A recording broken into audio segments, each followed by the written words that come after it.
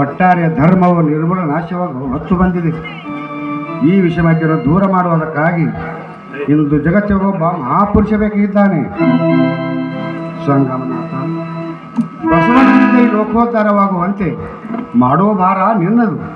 ಗುರುಗಳೇ, ಬಸವಣ್ಣನು ಈ ಕೂಡಲ ಸಂಗಮ ಕ್ಷೇತ್ರಕ್ಕೆ ಬಂದು ಎಷ್ಟು ದಿವಸಗಳಾದವು ಗುರುಗಳೇ? ಮಗು, ಅವನು 2 ವರ್ಷಗಳಾಗುತ್ತಲೇ ಆತನ ತಂದೆ ತಾಯಿಯವನನ್ನು ಉಪನಯನ ಮಾಡಬೇಕೆಂದರು. ಅದಕ್ಕೆ ಅವನು ಸಮ್ಮತಿಸದೆ ಈ ಎಲ್ಲರನ್ನು ಬಿಟ್ಟು ಇಲ್ಲಿಗೆ ಬಂದಿದ್ದಾನೆ. ಅವನು ಬಂದು ಈಗ 2 ವರ್ಷಗಳಾದವು.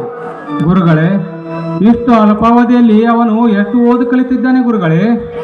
ಅವನು ಬಂದಾಗ ನಾನು ವ್ಯಾಕರಣ ಓದುತ್ತಿದ್ದೆ, ಇನ್ನೂ ನಾನು ಅದರಲ್ಲಿಯೇ ಇದ್ದೇನೆ. ಬಸವಣ್ಣನು ಎಲ್ಲವನ್ನು ಓದಿ ಮುಗಿಸಿಬಿಟ್ಟಿದ್ದಾನೆ. ಅಲ್ಲದೆ ವೇದ ಮಂತ್ರಗಳೆಲ್ಲ ಓದಿ ಅರ್ಥ ಮಾಡಿಕೊಳ್ಳುತ್ತಾನೆ ಗುರುಗಳೇ. ಮಗು, ಓದಬೇಕು, ಓದಿ ಬುದ್ಧಿವಂತರಾಗಬೇಕು. ಸಾಧನೆಯಿದ್ದೆ.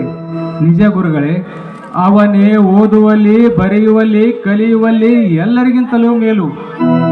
ನಾವು ಉಣ್ಣುವಲ್ಲಿ, ಮಲಗುವಲ್ಲಿ, ಮರೆಯುವಲ್ಲಿ ಮಾತ್ರ ಮೇಲು. ಇಷ್ಟು ನಮಗೂ ಅವನಿಗೂ ಇರುವ ಭೇದ. ನಮ್ಮ ಬುದ್ಧಿ ದಿಪ್ಪು, ಅವನ ಬುದ್ಧಿ ತಿಳು ಗುರು. ಮಗು, ಬಸವಣ್ಣ ಬರಲಿಲ್ಲವೇ?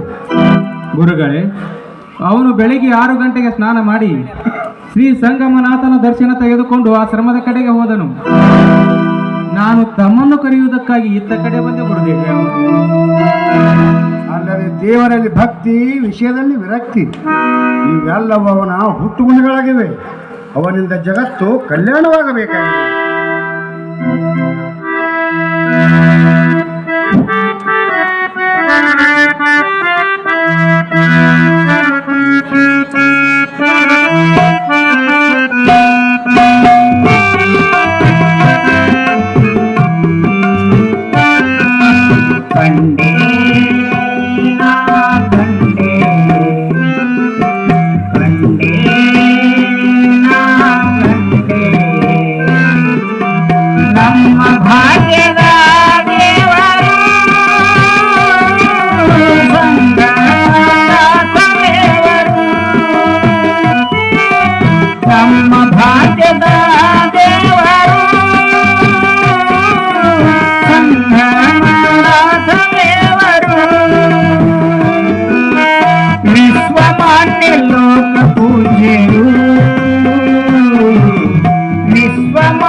लोक पूजेरु